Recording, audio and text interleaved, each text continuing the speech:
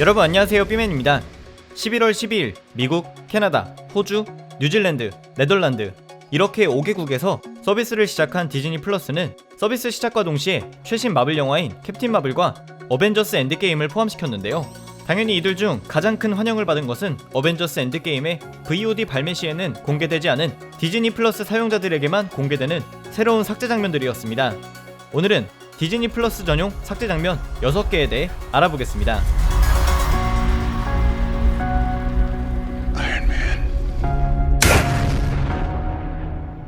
첫 번째는 소문만 무성했고 디즈니 임원 전용 테스트 상영회까지 합류했었으나 최종 배제된 바로 그 장면, 토니가 스냅 이후 다 큰 모건과 만나는 장면입니다.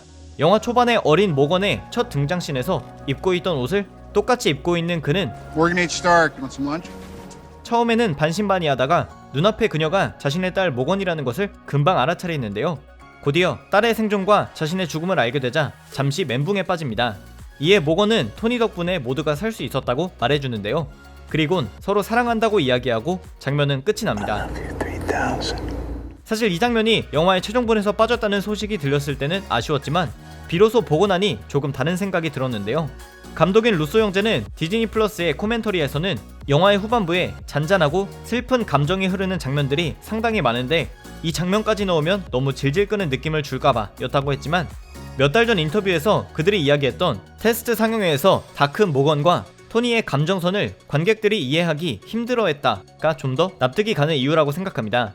어린 모건과의 장면도 영화 본편에서 그렇게 많은 비중을 차지하지는 못했는데 토니가 만나보지도 못한 다 큰 모건과 감정적인 씬을 이끈다는 것은 상당히 무리였을 것 같고 테스트 상영회가 괜히 있는 게 아니구나 하는 생각이 들었습니다. 추가적으로 이 삶과 죽음의 사이에 있는 공간은 많은 분들이 기억하시는 인피니티 워에서 어린 가모라와 타노스가 만난 공간과 동일한 성질을 갖고 있다고 하는데요. 이곳이 정확히 어떻게 구성되어 있다는 여전히 미스터리지만 시공간을 재창조해버리는 인피니티 스톤의 무한한 힘을 증명하는 곳이라고도 합니다.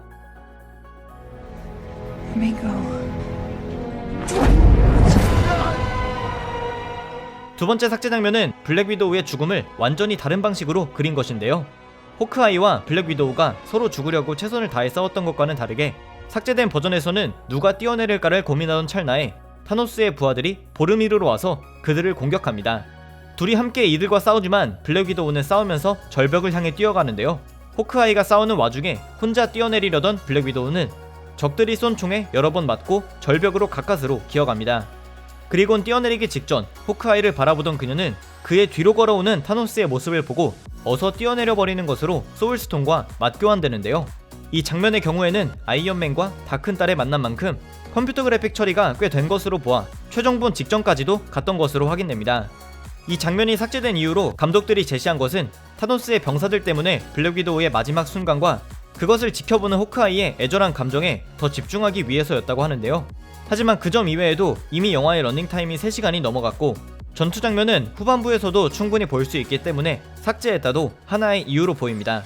게다가 2014년 버전의 타노스는 보르미르의 존재를 몰랐고 혹시라도 2023년의 네뷸라를 통해 보르미르에 대한 정보를 얻었다고 하더라도 어벤져스 인피니티 워를 반복하듯이 인피니티 스톤을 하나씩 찾아가는 연출은 좋지 못하다고 판단해서 라고 생각됩니다. 세 번째는 어벤져스와 타노스의 마지막 전투를 조금 다르게 그린 버전입니다. 원래 버전에서는 히어로들이 싸우기 바빴기 때문에 작전이랄 게 딱히 없었는데요. 스파이더맨과 아이언맨의 재결합으로 시작되는 이 장면은 영화 본편에서는 수다스럽게 토니에게 말을 하는 스파이더맨을 조용히 안아주는 장면이었던 반면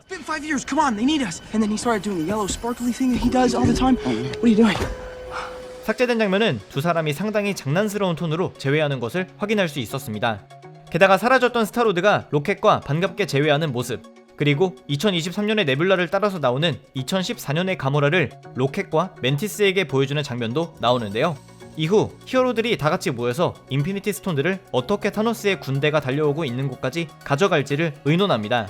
최종본에서는 이 벤의 위치를 발견한 사람이 발키리였고 이런 대사를 했는데요. 원래 버전에서는 윈터 솔저가 자신의 조준경으로 벤을 발견한 뒤 발키리와 동일한 대사를 하는 것이었습니다. 그리곤 아이언맨과 닥터 스트레인지의 대화 장면도 나오는데요. 이것도 영화 최종본에서는 두 사람이 차분하게 대화를 나눴던 반면 You said 1 out of 14 million we win, yeah? If I tell you what happens, won't happen. 삭제된 장면에서는 아이언맨이 닥터 스트레인지의 멱살을 잡고 그가 본 미래를 이야기하라며 화내고 이를 스타로드가 와서 막습니다. 그리곤 호크아이가 블랙팬서에게 건틀렛을 넘기고 블랙팬서는 본편과는 다른 대사인 Give it to me. 여기까지 들고 오느라 수고 많았다 라는 대사를 치는데요. 바로 다음에 스파이더맨이 캡틴 아메리카에게 타노스는 어떡할 거냐고 묻자 이에 대답하는 캡틴의 원래 대사가 화면에 나오는데요. 이를 직역해보면 마블이 함선을 부술 것이다. 그리고 타노스를 상대할 것이다 라는 대사입니다. 즉 본편에서는 누구도 캡틴 마블을 캡틴 마블이라 부르지 않았지만 원래는 캡틴이 그녀를 마블이라고 부를 예정이었다는 점도 알 수 있는데요. Danvers, we need an assist here. 그리고 캡틴이 모두 준비됐냐고 묻고 다같이 달려나가는 것으로 장면이 끝납니다. 감독들은 이 장면을 삭제한 이유는 전투 중간에 이 작전을 짜는 장면을 넣었더니 속도감이 확 죽어서라고 했는데요. 정말 잘한 선택이라는 생각이 든 게 영화 최종본에서는 헐크의 한마디를 듣고 We need to get them back where they came from. No way to get him back. Thanos destroyed the quantum tunnel. Hold on. 모두가 앤트맨의 트럭으로 달려가기 때문에 삭제된 장면과는 다르게 장면을 효율적으로 사용하면서도 히어로들의 미션이 관객들에게 확실히 각인되기 때문입니다.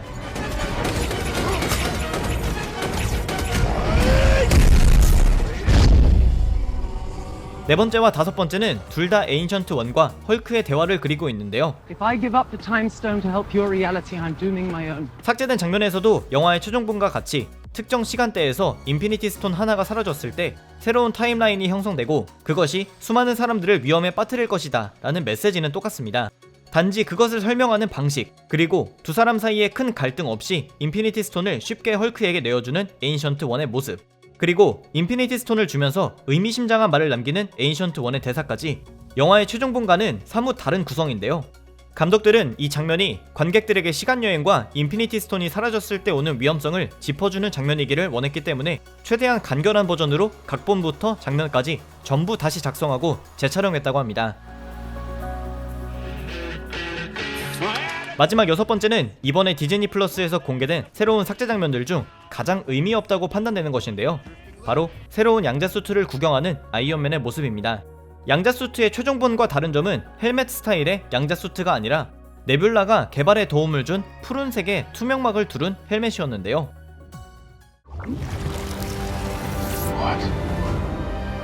여기에 가디언즈 오브 갤럭시를 링 오브 우라노스, 즉 천왕성의 골이라고 부르는 토니 특유의 별명 지어주기도 확인할 수 있습니다. 네, 이렇게 오늘은 디즈니 플러스 전용 어벤져스 엔드게임의 삭제 장면들에 대해 알아봤습니다. 삭제 장면들답게 모두 마땅한 이유를 갖고 최종 영화에서 배제되고 교체된 것 같은데요.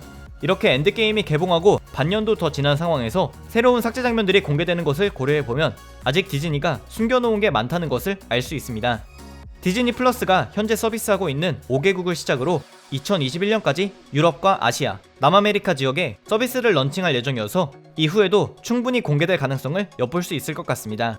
오늘의 영상은 여기까지였습니다. 감사합니다. 지금까지 삐맨이었습니다.